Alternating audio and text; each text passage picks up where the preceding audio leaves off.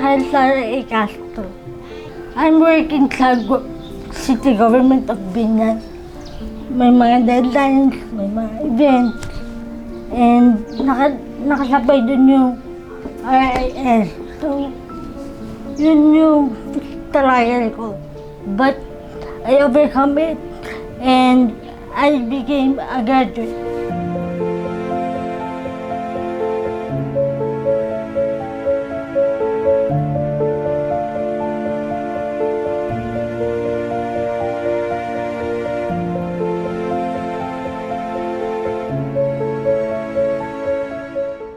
Ako po si Siti Nurjian Hassan Makapundag, originally from Marawi City. And dito po ako nakastay ngayon sa Madrasa Al-Khairia Compound Evacuation Center po. Actually, bago ako naging parte ng DICT-RIS is naging online teacher muna po ako. Pero nakita ko kasi na magkakandak sila ng training sa Marawi City. So, nung nakita ko, agad-agad ako nag-send ng application sa kanila and sinwerte siguro ako at nasama ako doon sa 125 na applicants at 25 kaming na natanggap sa training.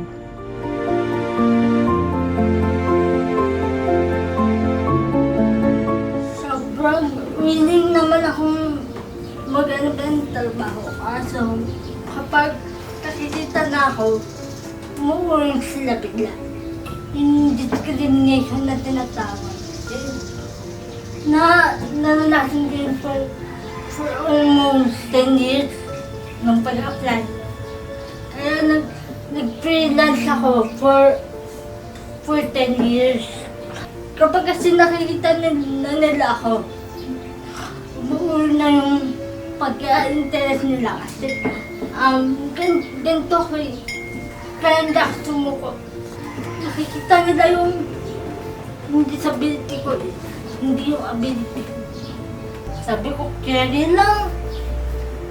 Next na na lang. Kampanya na lang. Kasi kung magbumuko ka, wala din mayayari. Gusto ko talaga matuto. And sobra yung ininet ko na ma-uplift yung mga persons with disability because of that training. Kasi gusto ko mag-give back. Gusto ko mag-training ng mga persons with disability. Kasi kung kinaya ko, kaya din nila. Kung ako nag-succeed, kaya din ng mga persons with disability. I'm a positive person kasi. So kahit na na-hurt ako, tinitin ako pa din yung positive side. Yung buhay. Nung panahon po na hindi ko po alam kung saan ako magsisimula after the Marawi crisis po, is dumating sila sa buhay ko, binigyan nila ako ng opportunity na makapagsimula, matutunan kung paano ang maging online worker, na ngayon is kumikita na ako kasama ang pamilya ko. So, ang ko sa iba is suportahan natin ang mga ganitong ng gobyerno kasi wala naman hangad ang gobyerno sa atin kung hindi ang magandang kinabukasan. Yung confidence boost ko kasi na parang na-regain ko yung confidence ko. Na pwede pala akong maging research speaker. Pwede pala akong maging pwede pala akong mag-multitask kasi yun yung ginawa namin sa training. Natutuwa kami nung while the training is nakikipagbiruan pa kami sa kanila na hindi namin na-feel na trainer namin sila or taga-DICT sila. Ang ganda kasi nung nila kasi talagang inalagaan nila kami hanggang sa makauwi kami sa bahay namin, pina-follow up talaga kami kung nakauwi na ba kami o okay na ba kami, ganun. Nakaka-inspire din ako ng mga fellow students ko na kung kaya ko, mas kaya nila. Binago nito yung buhay ko. Nabago yung pananaw ko sa ICT na makakatulong pala sa akin ng sobra. Hindi na ako online teacher ngayon.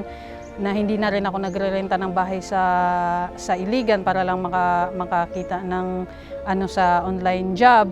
Kumikita na ako while spending more time with my family. Nagkaroon ako ng mas maraming kaibigan na puro positibo yung pananaw sa buhay. Nagkaroon po ako ng opportunity na makapagturo po sa ibang kababaihan especially sa Marawi City at saka sa Iligan City, kasi after the training po is nagkandak na din po ako ng training sa mga kababaihan na gusto maging freelancer. Hanggang ngayon po, inaani ko pa rin yung binigay sa akin ng DICT, kasi masasabi ko na ang mga pangarap ko na naabot ko is isa ang DICT sa dahilan kung bakit ko to naabot.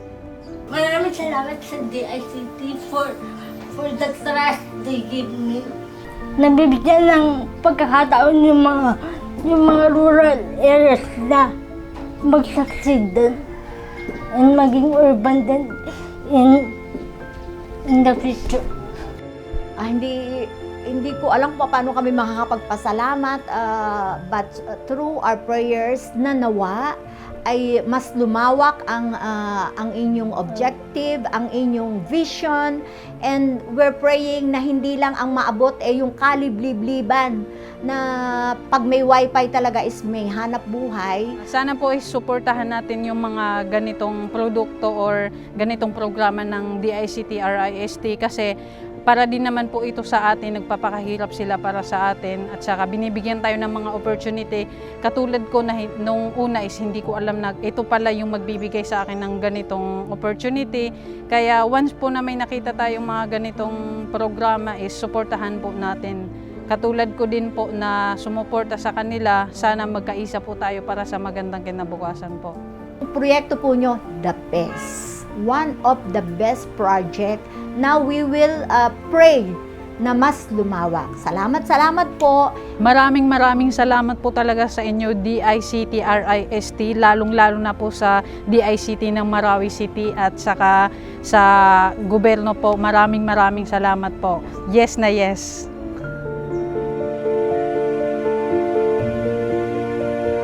Increasing the digital skills of talents in the countryside. Improving hireability of the people to land jobs in online freelancing. Promoting local talent and local businesses. Providing economic opportunities not only for the graduates but also for those who benefit directly from this initiative.